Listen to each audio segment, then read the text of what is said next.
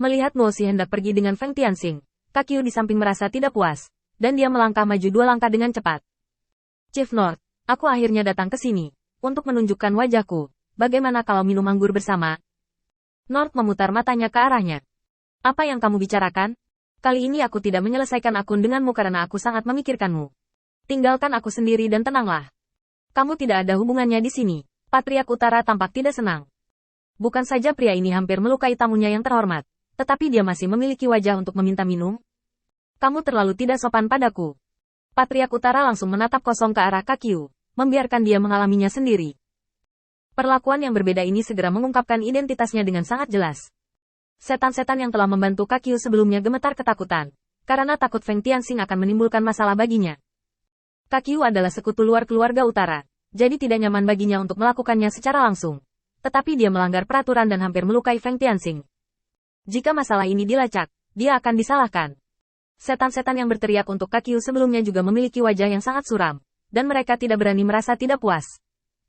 Tepat ketika Utara hendak pergi dengan Feng Tianxing, pelangi panjang datang dari cakrawala. Tiba-tiba, tanah di seluruh arena turun beberapa meter, dan retakan yang padat itu mengejutkan. Siapa Feng Tianxing? Raungan ini hampir membuat Feng Tianxing memuntahkan seteguk darah tua. Kekuatan lawan sangat kuat. Menurut penilaian awal Feng Tianxing, kekuatan orang ini dapat dibagi rata dengan kekuatan Jia Luo. Satu-satunya yang bisa memberitahu pemenang tergantung pada siapa yang memiliki lebih banyak sarana dan lebih kuat. Namun, jelas lelaki tua itu juga memiliki keunggulan yang tidak bisa ditandingi Galo dalam hal ini. Dia adalah sebuah keluarga, dan Galo hanyalah seorang individu. Kakyu panik saat mendengar raungan ini. Tidak apa-apa jika dia ada di sini untuk berurusan dengan Feng Tianxing. Dia masih memiliki sedikit ketergantungan, tetapi tidak peduli bagaimana dia memikirkannya. Kemungkinannya sangat rendah sehingga agak menakutkan. Memikirkan tindakan Patriark Utara sebelumnya, ketika dia berpikir bahwa dia telah secara tidak sengaja melukai Feng Tianxing, dia sangat keras pada dirinya sendiri sehingga dia hampir memalingkan wajahnya. Tetapi ketika dia melihat dengan jelas bahwa dia telah terluka, dia tidak mengatakan sepatah kata pun, hanya mengundangnya untuk minum. Di mana hal ini bisa dibenarkan? Sekarang Kakyu telah melakukan hal yang sangat masuk akal dan menundukkan kepalanya dalam diam. Berpura-pura tidak tahu apa-apa. Tidak ada yang percaya, tidak ada yang bisa percaya. Kepala Patriark Utara menggunakan cara untuk membantu Feng Tianxing melawan tekanan besar, dan kemudian dia membungkuk kepada lelaki tua di langit. Paman, angin macam apa yang membawamu ke sini? Saya belum melihatnya selama beberapa dekade sejak terakhir kali Anda mengumumkan bahwa Anda akan mundur. Saya baru saja menyiapkan perjamuan untuk Feng Tianxing. Bagaimana kalau kita minum bersama? Pria tua itu perlahan menurunkan tubuhnya dan menunjuk ke Feng Tianxing. Apakah dia Feng Tianxing? Patriark Utara mengangguk dengan cepat. Ya, dia adalah Laksamana Feng Tianxing Feng. Terakhir kali saya mengirim seseorang untuk memberitahu Anda bahwa dia memiliki kebaikan kepada kami para leluhur yang hebat.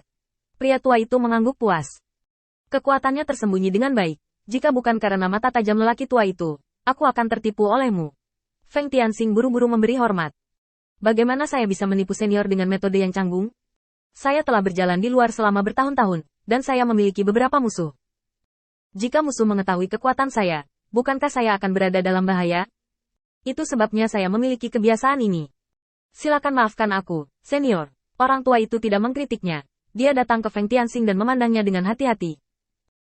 Mereka bilang kamu tak tertandingi. Saat dia berbicara, lelaki tua itu tiba-tiba menoleh untuk melihat Kakyu, melihat lebih dekat luka di lengannya, dan mengubah topik pembicaraan. Kupikir itu mirip. Ayo pergi dan minum bersama. Kamu memiliki kekuatan yang menakutkan di usia yang begitu muda. Kamu memiliki masa depan yang cerah. Aku tidak berpikir iblisku telah menghasilkan kejeniusan seperti itu selama bertahun-tahun. Patriark Utara sangat senang. Dia membawa pamannya dan Feng Tianxing, dan naik kereta yang istrinya terlambat, dan kemudian bergegas kembali ke aula rumah utara. Di aula, ada banyak kegembiraan dan kegembiraan. Feng Tianxing langsung mengeluarkan kemampuannya untuk memuji orang, dan membujuk sekelompok orang untuk merasa nyaman. Saat makan malam, North memanfaatkan alkohol untuk mengangkat topik itu lagi. Laksamana Feng, wanita ini telah mengatakan bahwa musim semi merah seharusnya digunakan olehmu, jadi jangan lalai. Feng Tianxing berpikir sejenak, tetapi menggelengkan kepalanya. Dua putra nyonya harus menggunakannya. Sejauh ini saya belum menemukan belenggu. Wajah Patriark Utara tenggelam. Apapun yang kamu katakan, kamu akan menemukan belenggu ketika kamu menerobos alam dan melewatinya. Sebelum kamu sepenuhnya menguasai metode penerobosan, ini adalah mata buta, dan tidak ada cara untuk belajar darinya. Bagimu, Menerobos situasi harus menjadi persiapan yang paling diperlukan. Tidak dapat dihindari untuk menghadapi kemacetan. Jangan sopan di sini. Suatu hari kamu akan membutuhkannya. Feng Tianxing tanpa daya menggelengkan kepalanya. Lagi pula, aku tidak tahu bagaimana mengatakan ini. Aku tidak pernah menemui hambatan dalam menerobos. Patriark Utara masih ingin bertanya. Tetapi lelaki tua di samping meletakkan cangkir di atas meja dengan cepat. Keponakan, masalah ini harus diserahkan kepada Laksamana Yifeng. Aku juga memikirkannya. Untuk seorang jenius di levelnya, seharusnya mudah untuk menerobos. Patriark Utara tampak bingung. Paman, kenapa begini? Hampir selalu ada kemacetan dalam menerobos. Kenapa dia bisa begitu mudah? Pria tua itu mendengus pelan, dan menatap kosong ke kepala Patriark Utara. Adapun kamu bajingan tidak kompeten. Jika bukan karena saudara laki-lakimu yang bahkan lebih tidak kompeten, di mana kamu akan berada di posisi teratas? Ingat untukku, jangan pernah membandingkan dirimu dengan seorang jenius. Mereka sama sekali tidak berada pada level yang sama. Tentu saja, lelaki tua itu hampir tidak bisa dihitung setengahnya. Patriark Utara memiliki ekspresi pahit di wajahnya. Mengapa kata-kata ini begitu menyinggung? Posisi emosional Anda sendiri sebagai kepala patriark tidak ada hubungannya dengan apakah Anda bekerja keras atau tidak. Satu-satunya hal yang menentukan adalah karena saudara laki-lakimu yang lain terlalu sampah. Tetapi, beberapa saudara laki-laki saya terlahir kembali atau dimuliakan. Dan masih banyak catatan yang harus diperiksa. Jika ini identik dengan sampah, seperti apa rupa seorang jenius hari itu? Orang tua itu sepertinya telah melihat pikiran kepala Patriark Utara, mengangkat gelas anggurnya, minum bersama semua orang, dan kemudian mengirimkan suara itu ke kepala suku utara. Kamu nak ingin tahu orang seperti apa yang jenius? Sebaiknya kamu belajar lebih banyak dari Feng Tianxing. Apakah menurutmu alasan aku datang untuk membantu adalah karena North Candi mengirim seseorang untuk meminta bantuan? Tidak sesederhana itu. Aku bergegas ke sini sebelumnya. Aku pergi ke sana. Seorang jenius tidak pernah menjadi orang yang berani dan berani. Hanya ada satu prasyarat untuk seorang jenius dalam arti sebenarnya. Dia harus menjadi seorang jenius.